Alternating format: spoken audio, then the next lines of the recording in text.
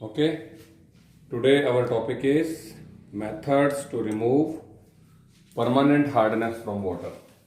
Last आपको temporary methods temporary hardness को दूर करने के मेथड बताए थे.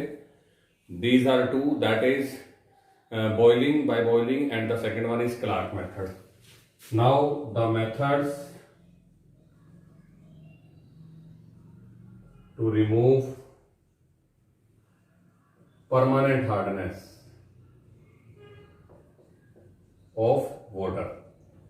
इसके अंदर जो फर्स्ट मेथड है मेरे बच्चे, दैट इज केमिकल मेथड. अब केमिकल मेथड में आप लोगों को क्या चीज मिलेगी? तो दैट इज वॉशिंग सोडा. सुना हुआ है आप लोगों ने? वॉशिंग सोडा सुना हुआ है क्या? चलिए, गुड. तो अगर आप वॉशिंग सोडा की हेल्प लेते हैं तो आप परमानेंट हार्डनेस को रिमूव कर सकते हैं. तो सबसे पहले वॉशिंग सोडा क्या होता है? वॉशिंग सोडा होता है सोडियम कार्बोनेट. अब आपने पीछे जो दो मेथड पढ़े उसमें क्या हुआ था? उन दोनों मेथड में आप लोगों ने कार्बोनेट में चेंज कर दिया था बाइकार्बोनेट को, अगर आप लोगों ने ध्यान दिया हो तो पिछले मेथड में. तो सेम टू सेम दिख रहा है आपको. I will treat permanent hardness with Na2CO3. तो इसके लिए आप लोगों को क्या चाहिए? परमानेंट हार्डनेस चाहिए. किस किस की वजह से परमानेंट हार्डनेस होती है? तो क्लोराइड, सल्फाइड एंड नाइट्रेट. तो कैल्शियम के या मैग्नीशियम के क्लोराइड या सल्फेट या नाइट्रेट. तो चलो मान लेते हैं मेरे वाटर में कैल्शियम सल्फेट है. जैसे ही आप वॉशिंग सोडा डालोगे, हाँ जी, पता लग रहा है क्या होने वाला है? एक का प्लस और एक का माइनस. क्या चीज बन गई? CaCO3. क्या बात बताई थी मैंने लास्ट क्लास के अंदर? किसी very good, CaCO3 is insoluble in water. तो ये जो था ये पानी में सोल्यूबल होता है, बट इट इज इनसोल्यूबल. जो इनसोल्यूबल चीज है वो प्रेसिपिटेट बन के नीचे बैठ जाएगी और आप लोग बाकी पानी को फिल्टर कर लेंगे. तो this is the first method. अगर एक और करना चाहते हैं तो मैं लेता हूं मैग्नीशियम क्लोराइड को. दो रिएक्शंस करवा देता हूं. अगर आज मेरे वाटर में मैग्नीशियम का क्लोराइड सोल्यूबल है, तो जैसे NaCl सोल्यूबल होता है वैसे MgSO4 भी सोल्यूबल होता है. अब फिर से मैं डालूंगा इसके अंदर वॉशिंग सोडा. क्या होने वाला है? एक का प्लस और एक का माइनस. एक तो आपको मिलेगा MgCO3. तो कार्बोनेट्स जो होते हैं दे आर जनरली इनसोल्यूबल, और ये नीचे आपका मैग्नीशियम का सोल्ट नीचे बैठ जाएगा. तो this is the first method in which we use washing soda. अब सेकंड मेथड आएगा बेटे कैल्गन्स प्रोसेस. पहले इसको नाम से याद करो. अब कैल्गन्स प्रोसेस नाम से पता लग रहा है किसी ने दिया है जिसका नाम कैल्गन है. कैल्गन ने अपने नाम पे प्रोसेस बना दिया, दैट इज कैल्गन प्रोसेस. और आपसे पूछा जाएगा कैल्गन क्या होता है? तो कैल्गन जो है वो है Na6 P6 और O18. एक केमिकल है, उसने अपने नाम पे केमिकल का भी नाम रख दिया. अब इसका नाम है सोडियम हेक्सा मेटाफॉस्फेट. ये इसका नेम है. तो आपसे पूछेगा व्हाट इज कैल्गन. अब आप लोगों के साथ दिक्कत क्या, आप तो रट्टा लगा के जाओगे कैल्गन प्रोसेस कैल्गन प्रोसेस, पर उसने पूछना है what is Calgon and what is the use of Calgon. तो अब आप देख के बता सकते हो कैल्गन क्या है. कैल्गन is Na6 P6 O18 and the use of calgon is to remove permanent hardness from water. तो इसका नाम लिख देता हूं, सोडियम हेक्सा मेटाफॉस्फेट. तो this is the name of Na6 P6 O18. अब इसके अंदर से टोटल आपको सोडियम कितने दिख रहे हैं? जल्दी बताइए, शाबाश. How many sodium are there? 6. उनमें से 2 आयोनाइज हो जाते हैं इजिली. तो अगर आज मान लीजिए आपने कह दिया सर मेरे पास ना मैग्नीशियम सल्फेट पड़ा हुआ है जिसकी वजह से वाटर आप लोगों का हार्ड है, तो आप लाओगे Na6 को, P6 को और O18 को. अब ये क्या करेगा पता है? 2 Na से SO4 को भगा देगा और बचा हुआ आपके पास क्या रह गया? आपके पास एक इनसोल्यूबल साल्ट बचा हुआ रहेगा, Na4. यहां पे आ जाएगा Na4 P6 और O18. और जो 2 सोडियम आपके आयनाइज हुए हैं वो सल्फेट से रिएक्ट कर लेंगे. तो Na2SO4 और मैग्नीशियम जुड़ गया. अब ये जो चीज है ये इनसोल्यूबल सोल्ट है. क्या मतलब समझ आ रहा है? थोड़ा बताना मेरे को. इनसोल्यूबल सोल्ट से क्या मीनिंग समझ आ रहा है?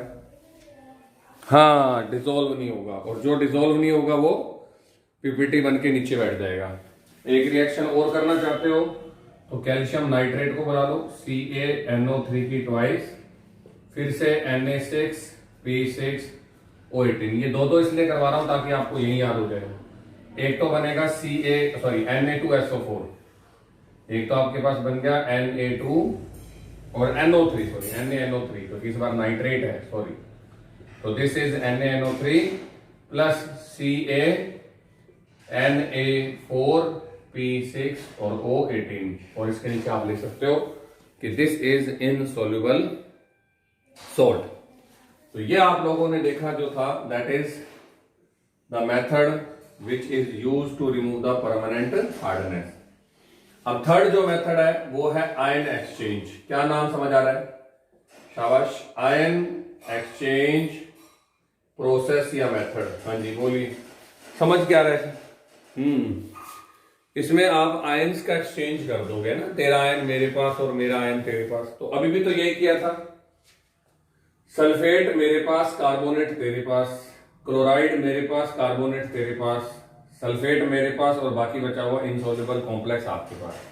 तो वैसे तो ये सारे के सारे मेथड एक जैसे हैं, लेकिन जो ये है इनको अपने आयन एक्सचेंज रेजिन मेथड भी बोलते हैं, क्योंकि यहां पे हम लोग क्या करते हैं, यहां पर हम लोग रेजिन की हेल्प लेते हैं। रेजिन कार्बन कंपाउंड्स हैं जिनमें दो होंगे मेरे पास, एक होगा कैटायन एक्सचेंज रेजिन। नाम से नहीं पता लग रहा है ये किसको एक्सचेंज करेगा? तो कैटायन एक्सचेंज आपके पॉजिटिव पार्ट को एक्सचेंज करेगा, यानी कि कैटायन को, और इसकी फॉर्म में हम बुलाते हैं RSO3 नेगेटिव और H पॉजिटिव। ये होता है मेरे पास कैटायन एक्सचेंज। और सेकंड वो आपसे पूछेगा एनायन एक्सचेंज कौन होता है, तो आपको लिख के आना पड़ेगा सर एनायन एक्सचेंज जो रेजिन होता है that is RNH3 positive and OH negative. अब देखो इसके पास कौन सा कैटायन है जिससे ये आपके कैटायन को हटाएगा, तो दैट इज H पॉजिटिव। और इसके पास कौन सा एनायन है जिससे वो आपके एनायन को रिमूव करेगा, तो दैट इज OH नेगेटिव, है ना। अब आप लोग रिएक्शन देखना चाहते हो, जबकि मैं आपको पूरा मेथड दिखाता हूं। इसमें दो बड़े बड़े कॉलम्स होते हैं, ये लीजिए, ये रहा एक कॉलम और ये रहा सेकंड कॉलम। ये बड़े बड़े कंटेनर्स होते हैं, कॉलम बने हुए, इनको कॉलम बोलते हैं। इन कॉलम के अंदर हम लोग रेजिन को फिल कर लेते हैं। ये लीजिए, इस जगह पे ये रेजिन फिल होता है, ये लीजिए इस तरीके से, ठीक है। आपकी बुक मेथडोलॉजी नहीं पढ़ाएगी, आपकी बुक तो बता देगी बस प्लस प्लस कोट आता है, माइनस माइनस कोट आता है। तो ये आपके पास में रेजिन फिल किया हुआ मैंने इस तरीके से। फर्स्ट वाले में कैटायन एक्सचेंज रेजिन है और सेकंड वाले में एनायन एक्सचेंज रेजिन है। ओके, अब आधे बच्चों को समझ आ रहा होगा क्या होने वाला है, बताइए शाबाश। What will happen? कैटायन कौन है? H पॉजिटिव, और वो किसको हटाएगा? प्लस को हटाएगा। तो हार्ड वाटर किसकी वजह से था ये बता दो। यहां से मैं हार्ड वाटर को एंट्री दे रहा हूं, दिस इज हार्ड वाटर। इसके पास या तो कैल्शियम के सॉल्ट हैं या मैग्नीशियम के। चलो मैं फिक्स कर लेता हूं CaSO4। मेरे पास CaSO4 है जिसकी वजह से वाटर हार्ड है। जब ये यहां पर जाएगा तो फर्स्ट चैनल के अंदर मेरे पास है कैटायन एक्सचेंज रेजिन। फॉर्मूला लिखना चाहते हो तो RSO3 नेगेटिव और H पॉजिटिव। अब जब ये अंदर जाएगा तो यहां पे एक्सचेंज हो जाएगा H प्लस के साथ Ca का। तो कैल्शियम जब अंदर जा रहा है हार्ड वाटर, तो कैल्शियम इनके अंदर बाउंड हो जाएगा या एडजॉर्ब हो जाएगा। तो सारा का सारा जो कैल्शियम है वो एक्सचेंज हो गया। किसके साथ एक्सचेंज हो गया? जैसे यहां पर हुआ Na के साथ, कहां गया ये रहा, यहां पर भी Na के साथ, यहां पर भी Na के साथ, ये एक्सचेंज हो गया। अब इस बार एक्सचेंज हो रहा है H प्लस के साथ। तो अब जो यहां से वाटर आ रहा है, क्या गड़बड़ लग रही है उस वाटर के अंदर? शाबाश, उस वाटर के अंदर कुछ एक्स्ट्रा चीज है, दैट इज H पॉजिटिव, है ना। हो गई गड़बड़। तो CaSO4 में से जब फर्स्ट चैम्बर में से निकलोगे तो calcium ion are now removed by H positive. इसका मतलब वाटर में कौन सी चीज ज्यादा हो गई, बताते जाओ। Calcium H positive, good good good. तो कैल्शियम तो मैंने रिमूव कर दिए और H पॉजिटिव ज्यादा हो गए, तो कोई फर्क पड़ेगा क्या? पानी में अगर H पॉजिटिव ज्यादा हो जाए तो उसकी नेचर पे कोई फर्क पड़ेगा? जल्दी बोलिए, शाबाश, वेरी गुड। तो जब यहाँ पे H पॉजिटिव ज्यादा जा रहे हैं तो अब ये वाटर एसिडिक है। तो सेकंड चैम्बर किसका है? सेकंड चैम्बर है एनायन एक्सचेंज रेजिन का। क्या आपके साथ कैल्शियम के साथ कोई और भी बैठा था? तो जवाब है यस सर, SO4 था।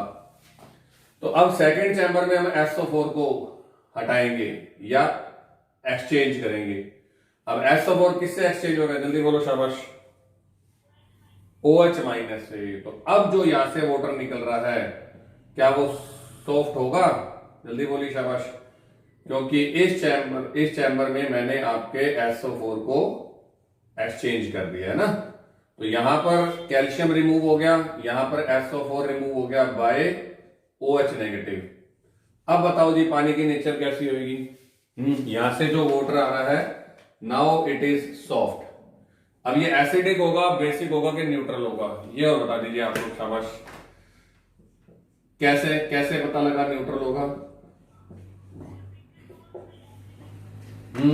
Good good good good good. पहले वाले ने हमें H प्लस दिए, दूसरे वाले ने हमें OH दिए, और H और OH is equal to H2O। तो ये पूरा मेथड होता है मेरे बच्चे आयन एक्सचेंज रेजिन का, ठीक है।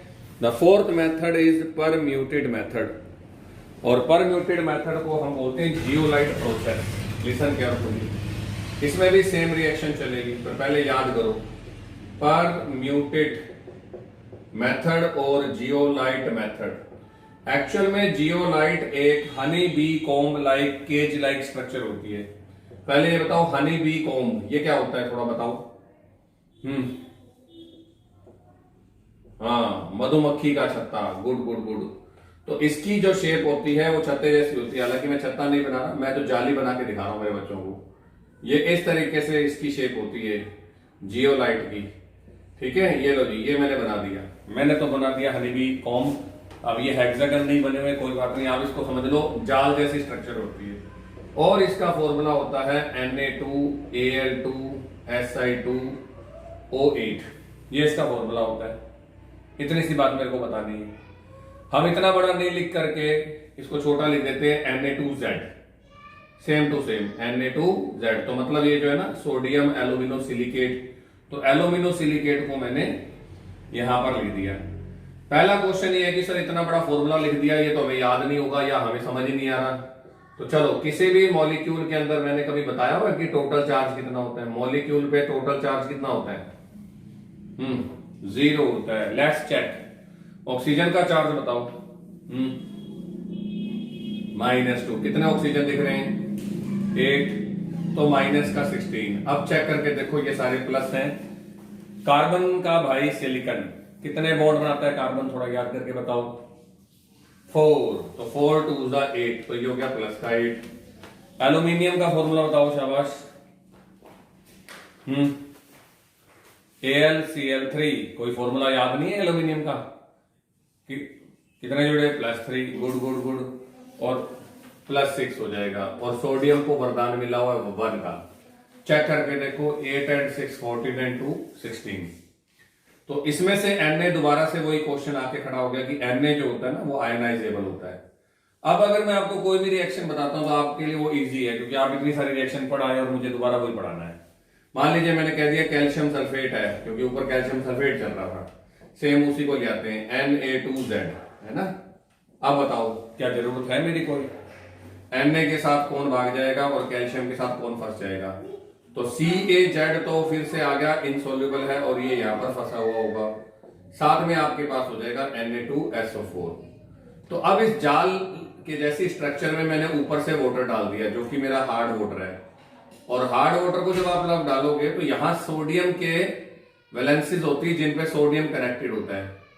अब क्या होगा, जब आप हार्ड वाटर डालोगे तो सोडियम कैल्शियम के साथ रिप्लेस हो जाएगा। ये देखो जैसे यहां इक्वेशन में हुआ, और अब आपके इन बॉक्सेस के अंदर कैल्शियम फंसा हुआ है, ठीक है जी। और नीचे जो वाटर आ रहा है उसमें सोडियम मिला हुआ है। तो याद कीजिए, परमानेंट हार्डनेस किसकी वजह से हुई थी? कैल्शियम मैग्नीशियम की वजह से या सोडियम की वजह से? कैल्शियम मैग्नीशियम की वजह से। सोडियम पानी में हार्डनेस डेवलप नहीं करता है, मतलब जो नीचे से पानी आ रहा है उसमें सोडियम घुला तो हुआ है, लेकिन वो हमारा सॉफ्ट वाटर है। तो this is the permuted method और जियोलाइट मेथड। और इस मेथड में आप लोग इजिली रिमूव कर देते हैं किसको, हाँ जी, हार्डनेस को, ठीक है। लेकिन अब थोड़े दिनों बाद क्या होगा बताओ शाबाश, ये कैल्शियम की जो जालियां ये सारी भर गई। जब ये सारी जगहों पे कैल्शियम आ जाएगा, अब ऊपर से डाल रहा हूं हार्ड वाटर और नीचे से क्या निकल के आ रहा है, अगर ये जालियां सारी भर जाए कैल्शियम से, तो जब आप ऊपर से हार्ड वाटर डालोगे तो नीचे से भी हार्ड वाटर ही आएगा। अब ऐसा क्यों हो रहा है बताओ शाबाश, कि सर ये फिल्टर क्यों नहीं हो रहा, क्योंकि सब जगहों पे कैल्शियम आ चुका है। तो आपका अब ये जो है ना वो परम्यूटेड बन गया। देखा होगा आप लोगों ने, जो हमारे घर में वाटर प्यूरिफायर लगे हुए हैं देखे होंगे एक्वागार्ड टाइप के, उसके अंदर एक बॉक्स लगता है बड़ा सारा, है ना, उसको टाइम टाइम पे निकाल करके साफ करवाना पड़ता है, जिसको फिल्टर बॉक्स भी कहते हैं। देखा है वो कभी?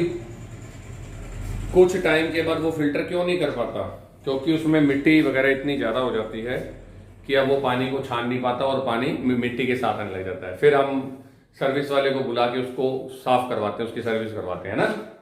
तो सेम यही बात अब इसकी सर्विस करवाने वाली है। अब आप क्या करोगे, इस कैल्शियम को हटाओगे कैसे, कंसंट्रेट सॉल्यूशन लाओगे नमक का, NaCl का। तो जब NaCl ज्यादा अमाउंट में आएगा तो वो क्या करेगा, कैल्शियम को पुश कर देगा और यहां से कैल्शियम हटना शुरू हो जाएगा। इस रिएक्शन को वापस से उल्टा कर दो, सिर्फ NaCl डाल के, CaZ plus 2NaCl gives out CaCl2 plus Na2Z। तो ये दोबारा से आपका रिफिल हो जाएगा, ठीक है जी। और इस प्रोसेस से आप लोग दोबारा से, हाँ जी, इसको कैपेसिटी जो उसकी फंक्शनिंग है उसको दोबारा से स्ट्रॉन्ग कर सकते हैं। तो ये वीक हो जाती है लगातार कैल्शियम बार बार हार्ड वाटर को सॉफ्ट वाटर करना। तो zeolite is a compound, the formula of zeolite is Na2Al2Si2O8 and name is sodium alumino silicate. और इसको परम्यूटेड मेथड भी कहते हैं, जिसमें मैंने आप लोगों को ये सारी बात बताई। तो कितने मेथड हो गए टोटल, 4 मेथड हो गए हैं। First one is by chemical method in which we treated with washing soda. Second is Calgon process, जिसमें कैल्गन से ट्रीट किया। थर्ड नंबर पे आयन एक्सचेंज और फोर्थ नंबर पे zeolite process. Now our next topic is hydrogen peroxide, and all you know the formula of hydrogen peroxide and that is H2O2। इसकी shape पता है कैसी होती है, इसकी शेप होती है बुक लाइक या लैपटॉप लाइक होती है। ये लो जी, लैपटॉप मेरे सामने पड़ा हुआ है, लैपटॉप के जैसी स्ट्रक्चर होती है इसकी। कैसे, ये दिख रहा है आपको, ओपन लैपटॉप दिख रहा है, यस और नो। इधर है H, इस कॉर्नर पे है O, दूसरे कॉर्नर पे O, और ये आउटर ये कॉर्नर पे H। तो ये देखो जी इसकी स्ट्रक्चर HOOH। दोबारा दिखाऊं, ये लो जी HOOH। ये नॉन प्लेनर स्ट्रक्चर है, इसको हम लोग बुक लाइक बोल देते हैं, क्योंकि बुक हमारी ऐसी होती है ना, इसलिए हम इसको बुक लाइक बोल देते हैं कि sir it is a book like structure. तो ये सबसे पहले बता रहा हूं ताकि आपको पता लगे। और ये लीजिए H के बाद में O के बाद में O और H। This is a non planar book like structure. कोई बनाने के लिए कह दे तो ऐसे बना के आनी है। ये मैंने बना दी प्लेन के अंदर, लेकिन एक्चुअली ये प्लेन में बनती नहीं है, मैंने बना दी। ये नॉन प्लेनर। अब क्या दिख रहा है, दोनों ऑक्सीजन डायरेक्टली कनेक्टेड है, वो भी सिंगल बॉन्ड से। और पूरी केमिस्ट्री में जब भी ऑक्सीजन और ऑक्सीजन सिंगल बॉन्ड से कनेक्टेड होंगे तो क्या कहोगे उसको, उसे बोलोगे आप लोग पेरोक्साइड। और पेरोक्साइड के अंदर आपको सबसे इंपॉर्टेंट याद ये रखना है कि ऑक्सीजन का जो चार्ज होता है, कितना होता है ऑक्सीजन का चार्ज, -1। और वैसे जनरली ऑक्सीजन पे चार्ज क्या होता है, -2 होता है। तो दिस इज हाइड्रोजन पेरोक्साइड। ये कई जगह दिखाऊंगा ऑक्सीजन और ऑक्सीजन में डायरेक्ट बॉन्ड। तो दिस इज हाइड्रोजन पेरोक्साइड। और इस -1 चार्ज की वजह से हम इसको अनस्टेबल कंसीडर करते हैं कि सर ये आपका अनस्टेबल है, ठीक है। Now the next topic is method of preparation. तो मेथड ऑफ प्रिपरेशन की बात करते हैं। इसके अंदर आपसे कोई पूछेगा जी इसके मेथड ऑफ प्रिपरेशन क्या है, तो ये सबसे पहले आप लोगों को बताने पड़ेंगे, ठीक है जी। तो फर्स्ट है method of preparation from barium peroxide. ये नाम सुना था आप लोगों ने, बेरियम परऑक्साइड? मैंने क्वेश्चन भी दिया था पेपर में आप लोगों को, बेरियम परऑक्साइड का फॉर्मूला क्या होगा। अब आप कैसे बना पाओगे बताओ फॉर्मूला? नॉर्मल सी बात है, फॉर्मूला बनाना पड़ता है ना। तो अधिकतर बच्चे थोड़े कंफ्यूज भी हो जाते हैं, सर मेरे से तो फॉर्मूला बन ही नहीं रहा, पता नहीं कैसे बनेगा। हाँ, तो बेरियम परऑक्साइड है, इसके अंदर हमारा फर्स्ट मेथड, तो पहले हेडिंग डाल देते हैं, methods of preparation P of H2O2। The first is from barium peroxide. ये है जी मेरा फर्स्ट फॉर्मूला। बेरियम को वरदान मिला हुआ था +2 का, ठीक है जी। मैंने इसके साथ ऑक्सीजन लगाया तो इधर आएगा -2, पर -2 आते ही क्या हो गया, ये तो बेरियम ऑक्साइड का फॉर्मूला बन गया, क्योंकि परऑक्साइड में ऑक्सीजन -1 होते हैं। तो -1 करने के लिए मैंने लगा दिया O2 -2। 2 पर -2 है तो 1 पर कितना हो जाएगा, 2 पर -2 -1। Good good. अब बेरियम परऑक्साइड का जो फॉर्मूला होता है वो होता है आपके पास में BaO2, लेकिन याद कीजिए मैंने कहा था इंटरस्टिशियल वाटर भी जुड़ा होता है इसके साथ, .8H2O। कुछ नहीं करना, इसकी रिएक्शन एसिड से करा दो, जो हमें पसंद है वो है H2SO4। ये फ्री की रिएक्शन है, इसमें कोई जोर नहीं आएगा। जब बेरियम परऑक्साइड को आप एसिड के साथ रिएक्शन कराते हैं तो एक का प्लस और एक का माइनस, Ba के साथ कौन कनेक्ट हो जाएगा, तो जवाब है SO4। और उसके बाद इधर से H2 और इधर से O2। क्या होता है H2O2, थोड़ा मुझे भी बता दो। हाइड्रोजन परऑक्साइड, और साथ में 8H2O जो है वो फ्री हो जाएंगे। तो ये आपकी फर्स्ट रिएक्शन है, ठीक है। जैसे आप लोग बोलते हो सर फ्रॉम बेरियम परऑक्साइड। अब इस बेरियम परऑक्साइड के अंदर आपके पास डायरेक्ट दिख रहा है कि मैंने प्लस को माइनस से रिप्लेस कर दिया और H2O रिलीज हो गई, और हमें जो चाहिए था वो बन गया, that is hydrogen peroxide. First method. Second method इन्होंने लिखा हुआ है मेरे बच्चे, बाय परऑक्सो डाइसल्फेट, ठीक है। अब ये थोड़ा सा कंपाउंड मुश्किल है, बाकी और कुछ नहीं है, हालांकि कभी टीचर्स देते नहीं, पर चलो क्या पता आपकी मैडम या सर दे दे। तो मैंने स्कूल में मैंने भी नहीं करवाया हुआ ये टॉपिक, क्योंकि ये थोड़ा सा क्रैमिंग वाला सा है। परऑक्सो डाइसल्फेट के लिए पहले आपको इससे मिलना पड़ेगा, हु इज परऑक्सो डाइसल्फेट, है ना। तो मुझे तो यार साफ से समझ में आ रहा है। क्वेश्चन ये बताओ मुझे, फर्स्ट ऑफ ऑल सल्फेट क्या होता है? जल्दी बोलिए, शाबाश। सल्फेट क्या होता है? SO4। डाइसल्फेट का मतलब क्या होता है? 2 SO4। तो इस रिएक्शन में 2 SO4 होते हैं। लो जी, स्टार्ट कर देते हैं इक्वेशन बनाने की। और वो जो 2 SO4 होते हैं वो आपस में कनेक्ट होके बाद में परऑक्साइड बॉन्ड बना लेते हैं, इसलिए नाम रख दिया मैंने परऑक्साइड, हाँ जी, डाइसल्फेट, परऑक्सो डाइसल्फेट। अब क्या करना है, इसको एसिड के साथ रिएक्शन करवा दो। एसिड की फॉर्म के अंदर कोई भी एसिड आपने लिख दिया तो एसिड की पहचान क्या होती है, जो क्या देते हैं आपको, H positive ion. Good good good. और मैंने इसके ऊपर करंट लगा दिया, दैट इज इलेक्ट्रोलाइसिस। तो मेरे पास क्या बनेगा पता है, HOSO2 और O। ऐसे लिख देते हैं इसको खोल के, ताकि आपको समझ आए, है ना। और ऐसे नहीं लिखना चाहते हो तो इकट्ठा कर दो, SO3H। जैसे एग्जांपल के लिए मुझे किसी ने बोला H2SO4 में से H निकालो, तो ये बन जाएगा HSO4 नेगेटिव। HSO4 नेगेटिव को मैं ऐसे लिख सकता हूं, HOSO3 नेगेटिव। बताइए, शाबाश, है ना। और यह ऐसे लिख सकता हूं कि इस ऑक्सीजन को इधर से निकाल करके इधर लिख दो, ये लो जी, आपके पास O3S और O नेगेटिव। सेम बात है ना ये, क्योंकि चार्ज सल्फर पे आएगा कि O पे आएगा, बस इतनी सी बात समझाने की बात थी। अगर मैंने H2SO4 में से H निकाला तो वो HSO4 बन गया। अब HSO4 में साफ दिख रहा है कि O के साथ H कनेक्टेड होता है, तो क्या मैं इसको ऐसे लिख सकता हूं, SO3 SO4 है ना, SO4 और H। तो इतना सा करके आपको लिखना है। जब आपके पास इधर से एक हाथ खाली होगा और एक हाथ मेरा खाली होगा, तो क्या हम आपस में बॉन्ड बना सकते हैं? अगर मैं चेक करा के बता दूं, SO3 और O, और इसी तरीके से ये लो जी, SO3 और H, क्या इनके बीच में बॉन्डिंग बन सकती है कि नहीं बन सकती?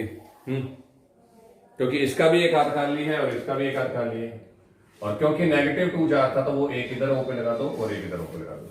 इस बंदे का नाम है पर ऑक्सो डाइसल्फेट। अगर आप चेक करोगे तो दिस इज पर ऑक्सो डाइसल्फेट। चलो चेक करा देता हूं, मैं करवा देता हूं चेक। क्या पर ऑक्सो दिख रहा है? जल्दी बोलो। और क्या क्या इसमें 2 सल्फेट ऐड हुए हैं अभी आपके सामने? SO4 SO4। तो इसका नाम है पर ऑक्सो डाइसल्फेट। ये सिर्फ आपको समझाने के लिए बना रहा हूं, अदरवाइज इसके अंदर कोई बात नहीं है। आप बताइए स्टेबल है कि अनस्टेबल है? साफ अनस्टेबल, साफ दिख रहा है ऑक्सीजन और ऑक्सीजन डायरेक्ट है, तो लास्ट में लाके वाटर डाल दो। जैसे ही वाटर डालोगे तो ये बॉन्ड टूट जाएगा। इसको चाहिए H, इसको भी चाहिए H, और यहां पे भी आ जाएंगे 2H। तो ये लो जी, 1H फिर 2H, क्या बन गया जल्दी बोलो? ये बीच में क्या चीज दिख रही है? H2O2, और साथ में 2 बन जाएंगे H2SO4, क्योंकि इनको मैं दूंगा OH और इसको भी दूंगा OH। तो ये इस तरीके से H2O2। पर ये रिएक्शन पूरी क्रैमिंग करने वाली है, इसलिए मुझे कोई ज्यादा यूजफुल नहीं लगती, ना मैंने इसको कभी आते हुए देखा है। ठीक है, तो ये आपके पास बन गया, और इस तरीके से आप लोग इसको बना सकते हो, और कोई खास बात नहीं है। फिर बारी आती है पेरोक्साइड की। तो पेरोक्साइड की फिजिकल प्रॉपर्टी से शुरू करते हैं। तो अगर मेरे पास प्योर H2O2 है, hydrogen physical properties of H2O2, अगर मेरे पास प्योर स्टेट में पड़ा है तो प्योर स्टेट के अंदर इसका कोई कलर नहीं होता, ये कलरलेस है। लेकिन अगर इसमें हवा लग गई, पानी लग गया, किसी तरीके से इम्प्योरिटी आ गई, तो इसका कलर चेंज हो जाता है। ठीक है, अब ये पानी में घुलेगा कि नहीं घुलेगा बताइए, शाबाश। तो it is miscible in water. Miscible मतलब सॉल्युबल इन ऑल प्रपोर्शन, बिल्कुल हर प्रपोर्शन में घुल जाता है, चाहे ज्यादा हो चाहे कम हो। तो ध्यान से देखिए फॉर्मूला क्या है इसका। हाइड्रोजन पेरोक्साइड का फॉर्मूला क्या है? H2O2। और ये किसके जैसे सिमिलर, किसके जैसा है? पानी से मिलता जुलता है या नहीं है? बिल्कुल मिलता जुलता है। अब बाजार के अंदर आप जाओगे ना, तो आपको इसका 30% सोल्यूशन मिलेगा। तो जो इसका 30% सोल्यूशन होता है उसको हम मार्क करते हैं 100V के बेस पे, कि 100 वॉल्यूम है। 100 volume H2O2 in market is considered as 30% solution. इसका मतलब है कि इसके 1 ml के अंदर 30% H2O होगा, और जो आपको 100 ml जो है ऑक्सीजन देगा। तो 30 ml of H2O2 will produce 100 ml O2। और इसके बेस पे आपको एक सबसे गजब क्वेश्चन मिलेगा जो मैं लिख के बता रहा हूं, ध्यान से देखना। और वो क्वेश्चन है आपके पास, ये टीचर जरूर देते हैं, calculate strength of 10V H2O2 solution. ये क्वेश्चन आएगा अब आपके पास। आपको स्ट्रेंथ कैलकुलेट करके देनी है 10V की। स्ट्रेंथ का मतलब जानते हो कि सर 1 लीटर में कितना घुला हुआ है, उसको स्ट्रेंथ बोलते हैं। तो स्ट्रेंथ को कैलकुलेट करने के लिए आपको एक इक्वेशन बतानी पड़ेगी। H2O2 अभी आपने बताया डिकम्पोज हो जाएगा, और डिकम्पोज होकर के वो देता है H2O और O2। तो अब इस बात को आप समझ पाओगे, क्योंकि अभी तक तो सर ने बता दिया सर 30 ml% जो है वो 100V के इसको कहते हैं, और 30 ml के अंदर 100 ml O2 बनती है ना। तो अब यहां से पता लगेगा H2O2 को जब डिकम्पोज करोगे तो कौन सी गैस निकली? बोली शाबाश, कौन? हाँ, O2 निकली। तो इसका मतलब जो बाजार में सॉल्यूशन मिल रहा है वो 30% सॉल्यूशन होता है, और अगर आप उस 30% को डिकम्पोज करते हो तो आपके पास ऑक्सीजन 100% आती है। 30/100 इंटू 100 करके बताओ कितना होगा? 30/100 इंटू 100। हाँ, इसी को 30% सॉल्यूशन बोल दिया। ठीक है, लेकिन मेरा क्वेश्चन है कि 10V के अंदर कितना आना चाहिए? अगर 100 में 30 है तो 10 में कितना आएगा आंसर? वो तुम पहले बता दो। 3। और अब मैं प्रूव करके दिखाता हूं 3 कैसे। बस, गुड। अगर ये बात समझ आ गई कि 30 को 100 बोलते हैं तो फिर 10 को कितना बोलेंगे, तो आंसर है 3 आना चाहिए। तो अब मैं आपको जब डिराइव करके दिखाऊंगा तो आपको अपने आप समझ आ जाएगा कि सर सही बात बोल रहे थे। अब इस इक्वेशन को चलते हैं मोल कंसेप्ट के हिसाब से लेकर के, ठीक है। तो मोल कंसेप्ट के हिसाब से अगर आप लेते हो तो जिन बच्चों ने मोल कंसेप्ट नहीं करा हुआ वो मेरे साथ आओ और आराम से इस इक्वेशन को देखो। यहां कितने मोल H2O2 पड़ा हुआ है? 2 मोल। और उससे कितने मोल ऑक्सीजन बनी, मेरे को जल्दी बोल। 1 मोल बनी। 2 मोल में कितने ग्राम होंगे H2O2? 68। ये हो सकता है कुछ बच्चों को ना पता हो, तो मैं आपको बता देता हूं। 1 मोल के अंदर उतना ही वेट होता है जितना मेरा मॉलिक्यूलर मास है। तो 2 मोल के अंदर ऑब्वियस है डबल हो जाएगा। H2O2 का मॉलिक्यूलर मास होता है हाइड्रोजन का 2, ऑक्सीजन का 32, टोटल 34। अब यहां अगर 1 मोल में 34 है तो 2 मोल में कितने होंगे वो मेरे बच्चे बताएंगे। शाबाश, वेरी गुड वेरी गुड। 68 है ना, और 68 से 1 मोल बन रहे हैं। तो ये भी बता देता हूं 1 मोल में वॉल्यूम कितना होता है किसी भी गैस या लिक्विड का। 1 मोल में वॉल्यूम, बात हुई है मेरी आपसे, 22.4 लीटर होता है। तो 68 ग्राम से 1 मोल गैस बनी और 1 मोल गैस का वॉल्यूम है 22.4 लीटर। अब इधर मैं परसेंटेज बता रहा था, इधर मैं वॉल्यूम लिख रहा था। ये देखो ये लिखा पड़ा, इसीलिए मैंने एक तरफ ग्राम ले लिए, एक तरफ ml ले लिए, ठीक है। ये भी बच्चा पूछता है कि सर इधर ऐसे क्यों किया। तो अब बताओ जी 68 ग्राम से कितने ml बनती है, ये बताइए। 68 ग्राम H2O2 विल प्रोड्यूस, कितनी गैस प्रोड्यूस करेगा? हाँ 22.4। Good good. लेकिन 22.4 के बाद 1 ग्राम कितनी प्रोड्यूस करेगी, जल्दी बोलो, शाबाश। हाँ, तो इसको रिवर्स कर देते हैं क्योंकि मुझे इन्होंने वॉल्यूम पूछा है। देखो कि 10V H2O2 है ना, तो 10V के लिए मैं इसको रिवर्स कर देता हूं। दोबारा से इस क्वेश्चन को थोड़ा सा ठीक करता हूं कि अगर मेरे से यहां से सही करता हूं, सॉरी। अगर सर को 22.4 लीटर ऑक्सीजन चाहिए तो कितने ग्राम H2O2 होना चाहिए? तो आपने लिखना है कि 22.4 litre O2 will produce by, 1 minute बेटे, हाँ जी, कितने से होगी प्रोड्यूस? 68 ग्राम से, है ना। अच्छा 1 अगर मुझे लीटर प्रोड्यूस करनी है तो फिर कितने से होगी? बोलो बोलो, शाबाश। 68 अपॉन 22.4। आवाज आ रही है कि नहीं आ रही? तो फिर बोलते जाओ ना फिर।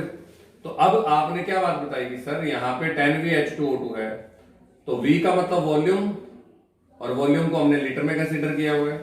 तो 22.4 लीटर अगर ऑक्सीजन चाहिए तो कितने लीटर H2O2 चाहिए, कितने ग्राम, सॉरी कितने ग्राम H2O2 चाहिए? दिख रहा है तो इक्वेशन में 68 ग्राम से कितने लीटर आई, बोलो शाबाश। मेरे को आवाज नहीं आ रही आपकी, तो इसको रिवर्स बोल सकता हूं कि 22.4 लीटर अगर ऑक्सीजन चाहिए तो ये कितने ग्राम चाहिए? हाँ, तो मैंने ये लिखा हुआ बेटे, 22.4 लीटर विल प्रोड्यूस बाय 68 ग्राम। हाँ बोलो बेटे।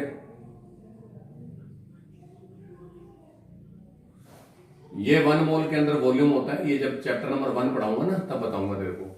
1 डजन में कितनी क्वांटिटी होती है, कैसे निकाला तूने?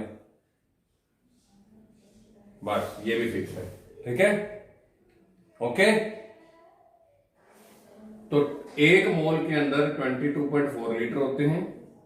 तो 22.4 लीटर के लिए सर को 68 ग्राम चाहिए। 1 लीटर के लिए कितनी चाहिए?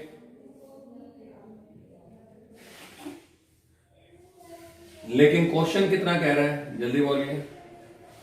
तो 10V का मतलब है कि 10V H2O2 is producing 10 litre oxygen. तो 10 लीटर के लिए मुझे कितना चाहिए? तो सर इसको कर देंगे मल्टीप्लाई बाय 10। आ गया क्वेश्चन समझ के? नहीं आया, जल्दी बताओ। और जब इसको काटोगे, आप इसको कट करोगे तो 22 के टेबल से ये कट जाएगा लगभग 3 के आसपास। 22.4 के टेबल के हिसाब से 3। एग्जैक्ट आंसर है 30.36। लेकिन ये ग्राम में आया है। और हमसे किस में पूछा है, जल्दी बोलो। स्ट्रेंथ पूछी है। स्ट्रेंथ का मतलब होता है ग्राम पर लीटर, ग्राम पर लीटर। अब एक बात बता दो, ऊपर आ गया 30.36, ठीक है। अब मैं स्ट्रेंथ बता रहा हूं, स्ट्रेंथ निकालनी सिखा रहा हूं अब आपको, ओके। अब बताओ जी, 1 ml के अंदर कितने लीटर होते हैं? 1 लीटर में कितने ml होते हैं? 1000। या 1 किलोग्राम में कितने ग्राम होते हैं? और परसेंटेज के लिए सर किससे मल्टीप्लाई कर देंगे? परसेंटेज निकालनी है किसी की तो इतने ग्राम प्रेजेंट है इतने ml में, मल्टीप्लाई बाय 100, 2 जीरो से 2 जीरो कैंसिल हो जाएगा, ऊपर रह जाएगा 3.03 या अप्रोक्सीमेटली 3%। यही मैंने मेरे बच्चों को सिखाया था कि 30% सोल्यूशन 100V के इक्वल होता है। मतलब अगर आज मैं 30% सोल्यूशन लेके जाऊंगा तो वो 100 ml ऑक्सीजन को लिबरेट करेगा, तो 3% के हिसाब से 10V हो गई, तो वो 100V है। 100V का मतलब यहाँ पे लिखा हुआ है, उसी तरीके से मैंने आपको ये पूरा सॉल्व करके दिखाया। तो एक बार इसको दोबारा से खुद रिवाइज करेंगे। This is all from today's class. Have a nice day, bye bye.